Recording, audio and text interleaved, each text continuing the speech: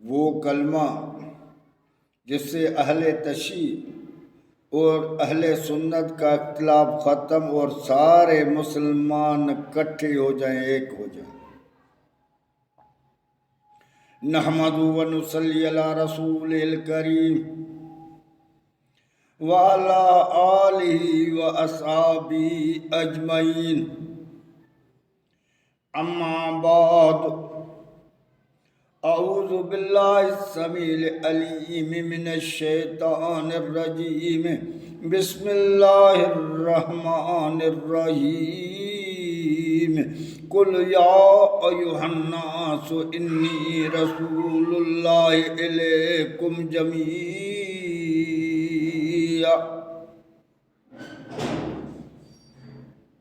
دوستو، آج میں وہ کلمہ بتا رہا ہوں جس پر ہمیں غور و فکر کریں گے اور اس کو سمجھنے کی کوشش کریں گے تو ہمارے سارے اختلافات ختم ہو جائیں گے، اہل تشیع اور اہل سنت کا اختلافات ختم ہو جائے گا اور فرقے واریت کا اختلافات ختم ہو جائے گا اور ہم سارے مسلمان اکٹھے ہو جائیں گے، کیونکہ اللہ کا رسول صلی اللہ علیہ وسلم پوری کائنات کے لیے آیا ہے، رحمت بن کر آیا ہے، ایک جگہ کے لیے نہیں آیا ہے۔ اور سارے نبیوں نے جو آیا ہے تو وہ ساروں کا ایک ہی دعویٰ تھا، ایک ہی پیغام تھا، وہ آدم سے لے کر قیامت تک وہ ایک ہی پیغام ہے، اکٹھے ہونے کا۔ کیونکہ اللہ تعالیٰ فرماتا ہے وَمَا أَرْسَلْنَا مِن قَبْلِكَ مِن رَّسُولٍ إِلَّا نُوحِي إِلَيْهِ أَنَّهُ لَا إِلَٰهَ إِلَّا أَنَا فَاعْبُدُونِ۔ اللہ تعالیٰ فرماتا ہے اے میرے رسول، اے میرے محبوب، تم سے پہلے جتنے بھی رسول آئے ساروں کا یہی پیغام تھا، ایک ہی جو تم لوگوں کو بتا رہے ہیں وہی پیغام تھا، لوگوں کو متحد کرنے کا پیغام تھا، لوگوں کو اکٹھے کرنے کا پیغام تھا کہ لا الہ الا اللہ، لا الہ الا اللہ پر آ جاؤ۔ ہم یہ پیغام اللہ کے طرف سے لے کر آئے ہیں اور سارے اکٹھے ہو جاؤ اور اکٹھے ہو کر اللہ کی غلامی میں آ جاؤ، اس کی عبادت کرو۔ اب ہمیں اس چیز کو سمجھنا ہے جو انبیاء کرام لے کر آئے، جو اللہ کا رسول صلی اللہ علیہ وسلم ہمارے لیے لے کر آئے۔ جب اللہ کے رسول صلی اللہ علیہ وسلم نے لوگوں کو اکٹھے کرنے کی کوشش کی تو یہود اور نصاروں نے مخالفت کی، ان نے اکٹھے ہونے کو پسند نہیں کیا کہ یہ مسلمان اکٹھے ہو جائیں، ان کو پتہ تھا مسلمان اکٹھے ہو جائیں گے تو ہم نہیں رہیں۔ انہوں نے بڑی سازشیں کی، مسلمانوں کو اللہ کے رسول صلی اللہ علیہ وسلم کے وقت میں لڑائیاں کی، اس کے بعد میں مسلمانوں کو توڑنے کی بڑی کوششیں کی، بڑے پلان بنائے اور آخر ان پلان میں وہ کامیاب بھی ہو گئے کافی حد تک۔ تو اللہ کے رسول صلی اللہ علیہ وسلم کا اکٹھے ہونے کا ایک ہی مقصد تھا کہ یہ امت اکٹھے ہو جائے، یہ مسلمان اکٹھے ہو جائے، یہ سارے اتحاد کرے اور اللہ کے عبادت میں اکٹھے ہو جائے۔ اللہ تعالیٰ نے فرمایا تعالوا الی کلمۃ سواء بیننا و بینکم، سارے اکٹھے ہو کر اس کلمے پر آ جاؤ جو ساروں میں ایک ہے۔ اللہ تعالیٰ فرماتا ہے میرے محبوب ان سے پکارو، یہود نصارو ساروں، کیونکہ سارے نبیوں کے ایک ہی دعویٰ تھی، تو ان کو بلاؤ کہ اس بات پر آ جاؤ جو ساروں میں ایک ہی ہے، جو اللہ نے ہمیں بتائی ہے اور سارے نبیوں کو بتائیے اور سارے نبیوں نے تمہیں کھول کھول کے بتایا، اس بات پر آ جاؤ، اس کلمے پر آ جاؤ۔ تو وہ کلمہ کون سا ہے؟ تو ان یہودیوں نصاروں نے ہمیں توڑنے کی کوشش کی۔ کیسے توڑا کہ ان نے ہم میں سے فرقے بنائے، ٹولے ٹکڑے ٹکڑے کر دیے، اختلاف ڈال دیا، ہم نے آپس میں اختلاف کیا۔ جو ہمارے اکٹھے ہونے کا مقصد تھا، جو ایک ہی پیغام تھا، ہم نے اس نے بھی اختلاف کیا، جو ہمارا بنیاد تھا، جس کے پڑھ کر ہم غیر کو دعوت دیتے ہیں کہ تم مسلمان ہو جاؤ۔ کیسے مسلمان ہو جا؟ کلمہ پڑھ۔ تو وہ کلمہ اہل سنت نے اپنا کلمہ بنا لیا، تو اہل تشیع نے اپنا۔ اب جو یہودی اور نصارہ ہے، کون سا کلمہ پڑھے، کس طرح کے فرقے میں جائے، کون سے جانے؟ اسلام کی توڑنے کی سازش جو شروع ہوئی، یہاں سے شروع ہوئی۔ اہل سنت نے کہا کہ تم نے بدعت کی ہے، تم نے وہ کلمہ بنایا ہے جو اسلام میں ہے ہی نہیں، جو قرآن میں بھی نہیں ہے، سنت میں بھی نہیں ہے۔ تو انہوں نے کہا کہ تمہارا کلمہ جو تم پڑھتے ہو، لا الہ الا اللہ محمد رسول اللہ صلی اللہ علیہ وسلم، یہ بھی نہ قرآن میں ہے نہ حدیث میں ہے، تمہارے حدیث میں بھی نہیں ہے، تمہارے قرآن میں بھی نہیں ہے، تم کیوں پڑھتے ہو؟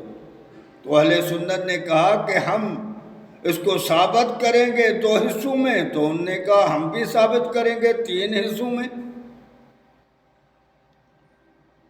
کیونکہ وہ کلمہ جو میں بتا رہا ہوں وہ ایک کلمہ ہے ہمارا، اللہ ایک ہے، رسول ایک ہے، قبلہ ایک ہے، ہمارا آقا محمد صلی اللہ علیہ وسلم ایک، تو ہمارا کلمہ بھی ایک ہے۔ وہ کلمہ جو اہل تشیع کے بھی کتاب میں ہے تو اہل سنت کے بھی کتاب میں ہے، صرف اس کلمے کو ہمیں سمجھنا ہے، کیونکہ اللہ کے رسول صلی اللہ علیہ وسلم نے کھول کھول کے بتا دیا، جس نے بھی وہ کلمہ پڑھ لیا اس کے اوپر جہنم کی آگ حرام ہو گئی۔ یہاں تھوڑا سوچو، اللہ کے رسول نے فرمایا جس نے بھی من قال لا الہ الا اللہ مخلصا نفسہ قد حرم اللہ علیہ النار، اللہ تعالیٰ اس کے اوپر جہنم کی آگ کو حرام کر دیا، جس نے بھی سچی دل سے۔ اب سارے مسلمان سچی دل سے پڑھتے۔ پھر ایک مشہور حدیث ہے کہ میری امت میں 73 فرقے ہوں گے، 73 میں کلہم فی النار، سب جہنم میں چلے جائیں گے، الا فریق واحد، سوائے ایک فرقے کے۔ اب تھوڑا ہم اگر غور و فکر کریں گے نا تو ہمیں ایک حقیقت مل جائے گی۔ تو 72 فرقہ کیا وہ کلمہ نہیں پڑھتے ہیں کیا؟ اس حدیث ان کے لیے نہیں ہے کیا کہ جس نے بھی مخلص دل سے کلمہ پڑھ دیا وہ جنت میں جائے گا؟ کیونکہ ہم نے اس کلمے کو سمجھا ہی نہیں ہے، ہم نے اس نے اپنا بنا لیا، اس نے اپنا بنا لیا۔ ہم اپنے کتابوں کو بھی نہیں دیکھ رہے ہیں، حالانکہ اہل تشیع کے کتاب میں بھی وہی ایک کلمہ ہے، تو اہل سنت کے کتابوں میں بھی ایک وہی کلمہ ہے۔ اس پر ہماری نظر نہیں ہے۔ وہ کلمہ کیا ہے؟ اشہد ان لا الہ الا اللہ وحدہ لا شریک لہ واشہد ان محمدا عبدہ ورسولہ۔ اشہد کلمہ۔ اب اشہد کلمہ جو ہے وہ اہل تشیع کے پاس بھی ہے، اہل سنت کے پاس بھی۔ یہ سارے حدیثوں کے کتابوں میں بھی ہے، اہل تشیع کے کتابوں میں بھی ہے، ایک ہی چیز ہے۔ اب شاہدی کو سمجھنا ہے میرے دوست۔ ایک ہوتا ہے قصہ، دوسری ہوتی ہے شاہدی۔ کہانی اور شاہدی میں دن رات کا فرق ہے کہ ہم کس کے لیے شاہدی تب دی جاتی ہے یا تو بندہ موجود ہوتا ہے، یا ایسا بندہ جس پر اس کا پورا یقین اعتماد ہوتا ہے کہ اس سے کبھی بھی جھوٹ ثابت نہیں ہوگا، اس کی بات پر یقین کرتا ہے، لیکن یہودی اس کلمے سے تب ہٹے کہ اس نے کہا وجدنا آبانا کذالک یفعلون، ہم نے اپنے باپ دادا کو سنا ہے، دیکھا ہے، اس پر ہم یہ پڑھ رہے ہیں، یہ کام کر رہے ہیں۔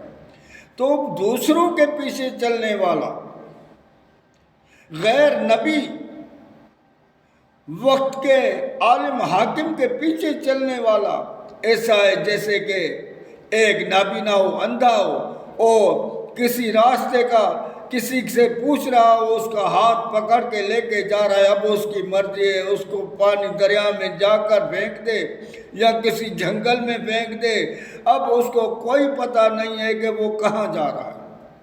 تو ہم آنکھوں والے ہیں، اللہ نے ہمیں دماغ دیا ہے، ہم اس بات پر غور و فکر کریں، سوچیں۔ یہ آج میں اس کا پہلا حصہ پیش کیا ہے، انشاءاللہ اس کا دوسرا حصہ آپ کو مکمل بتاؤں گا کہ اتحاد کیسے ہو جائے گا، اور اس بات پر آ جائیں گے، میں یقین سے کہتا ہوں ہمارے سارے اختلافات ختم ہو جائیں گے، اور جنت کا اللہ کے رسول نے وعدہ کیا ہے، اللہ کا رسول کی ہر بات حق ہے، وہ بندہ کبھی بھی جہنم میں نہیں جائے گا۔ وہ بات میں آپ کو کھول کھول کے بتاؤں گا کہ وہ بات کون سی ہے۔